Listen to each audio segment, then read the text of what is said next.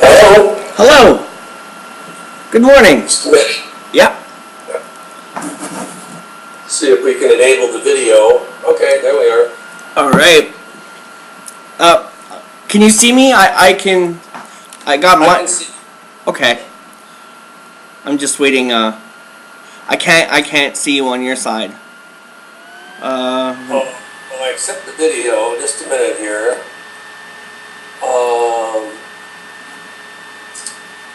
All right, let's try this. Oh, There we are. there we go. Hey. Hi. How's it going? It's all right, thank you. So, you want to talk about Rambo First Blood Part 2, is that right? I can't remember what we're talking about. I want to talk about everything. Anything and everything. Rambo First Blood Part 2. Yeah, I just read through the rest of it the other night, and fantastic. And did you have the edition that had the introduction? Oh yeah, when you talked about the receiving like the video in the mail. Yes. Yeah. Very, very, very cool. I got it for the Kindle. I got it back in I'm guessing it was October. I picked it up for the Kindle. Yeah. Yeah. I had heard you on another interview with Books and Nachos. Could be. I do several interviews. Maybe one or two a month. So it could be. Sometimes I can't remember them all. Cool. It's all right. I just want to apologize in advance. My modem is broken, so if the connection breaks, I'm gonna ring you right back. We've been having a no problem. So what is this interview for, and how are we going? Oh, hold on, you cut out for a second. I just had some fan questions and some general questions, and I wanted to talk about the book and maybe some of your experiences and things like that. Right, but what I don't understand is how you're going to use it. I was just gonna make it like a discussion video. Like a. So in other words, you're recording this. Yeah. Okay, I wasn't clear that we were just talking, or as if you were recording this. Oh, okay, yeah. I don't think I'll have the video part. I think it will just be like Audio. like the audio part. Okay. All right, I'm just making sure okay, that's good. So yeah, this is like a really big honor. I've been a Rambo fan pretty much almost all my life, since I guess maybe 5 or 6 years old. And wow, like I remember when I was younger in around 2000 when I saw I picked up the metal box, the trilogy behind the metal box. Yeah. And I saw those great documentaries on there, and then I was like, I gotta get this book. So I went out and got the book right away. And over the course of reading it for like 2 days, I was just so. No, when you mean the book, you mean First Blood? Yeah. Okay. Yeah, I was just I so remember drawn in. that tin box set. I think I wrote the liner notes for it. Cool. Yeah, unfortunately, I lost my box. Someone borrowed it, and they never brought it back. And So then it was out of print for a very long time. The distributor changed. And so I was disappointed because I had done a full-length audio commentary for the film First Blood, talking about the novel, my novel, and the way it was adapted. And so for about, 5 years, the audio commentary and the Drawing First Blood documentary was not available. And then after it switched over to another distributor, I guess some negotiations took place, because now, at least on the Blu-ray version, that documentary and my audio commentary are now available. Yeah, I can't wait to get. I don't have a Blu-ray presently, but I can't wait to. Well, here's the thing. If anybody's buying a DVD player, the Blu-ray players used to be very expensive. They're now as cheap as a DVD player. They're very cheap, and they will play ordinary DVDs. Oh. In addition to playing Blu-ray DVDs.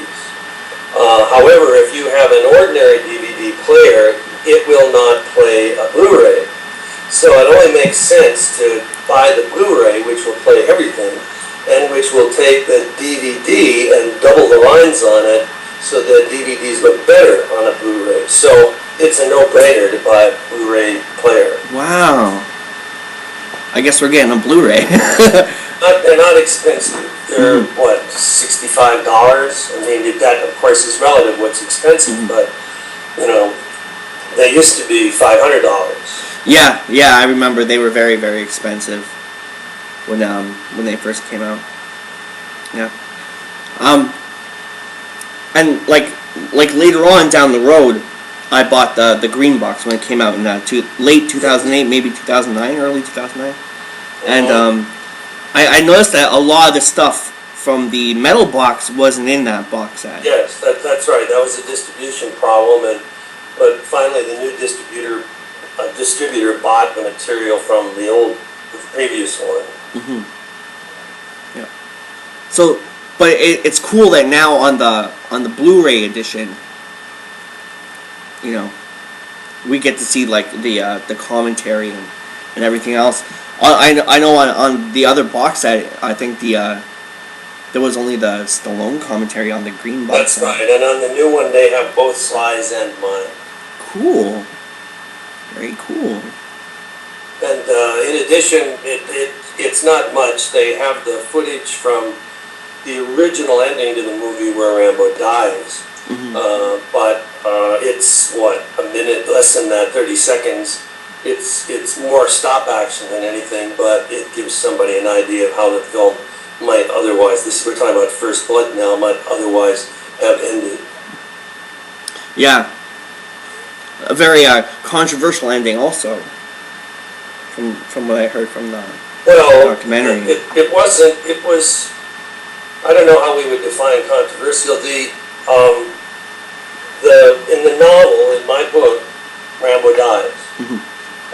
They filmed an ending in which he dies. They showed a film with that ending to a test audience in Las Vegas, Nevada, and the audience was very upset because, in part because Rocky had been released and they were sort of identifying with Sylvester in that fashion, and the audience in the remarks, heated remarks I gather, said they wanted the ending changed.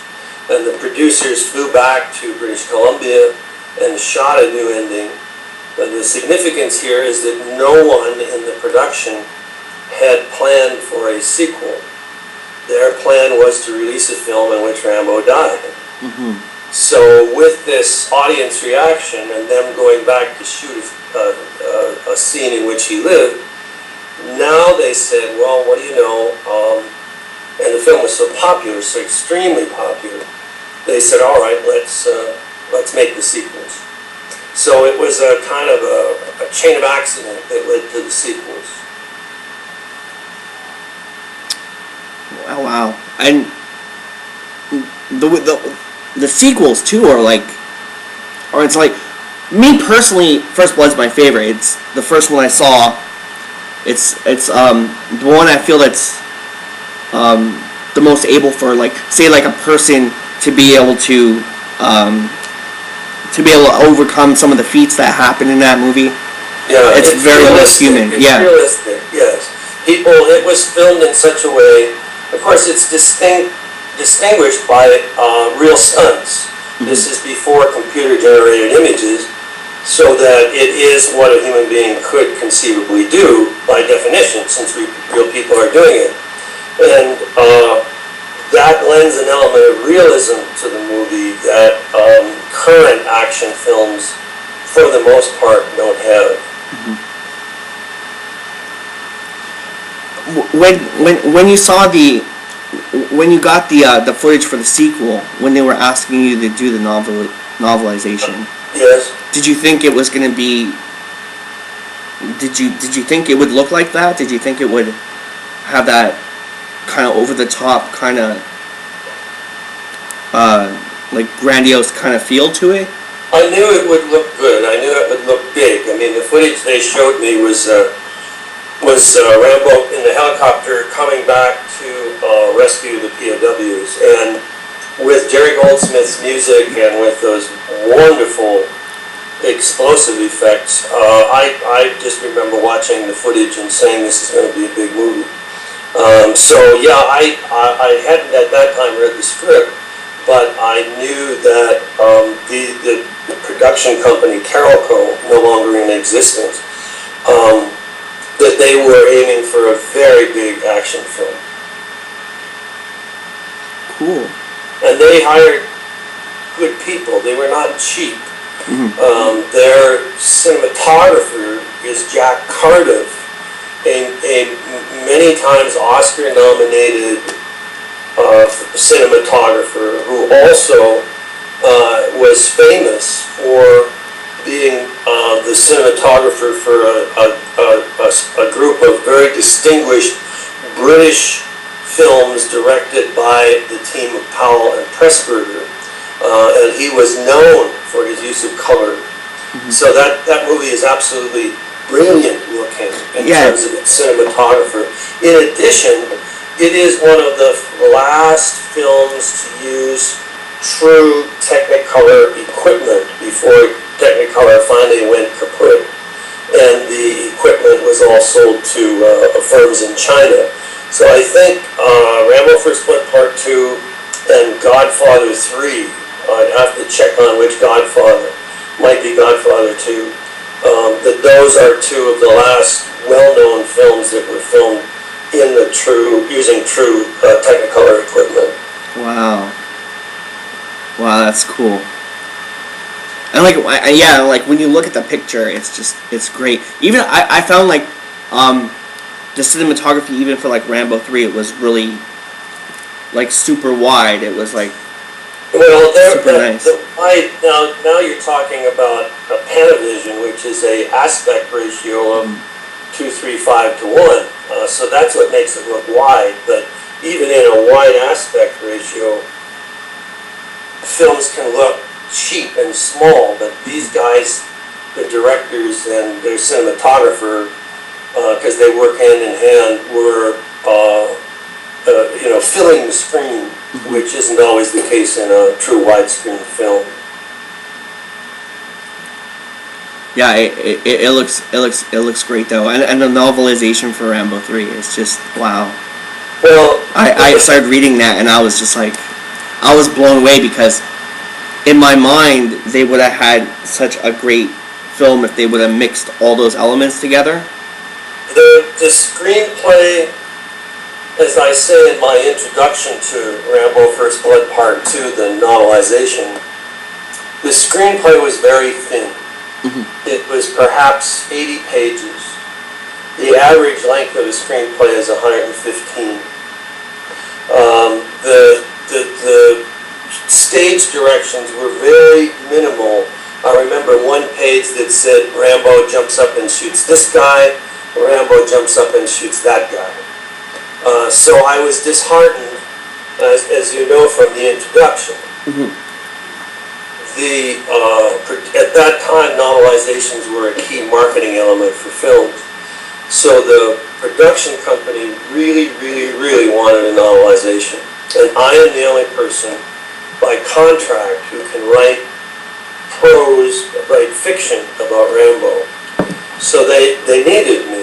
And when I looked at the script, I said, I don't know what I can do with this. This is pretty thin. Yeah. Now on the screen, it's a different matter, where you have performers and you have the special effects of the explosions, and you have Sylvester looking so wonderful, and you know, you have helicopters, and there's a lot of stuff for the eyes.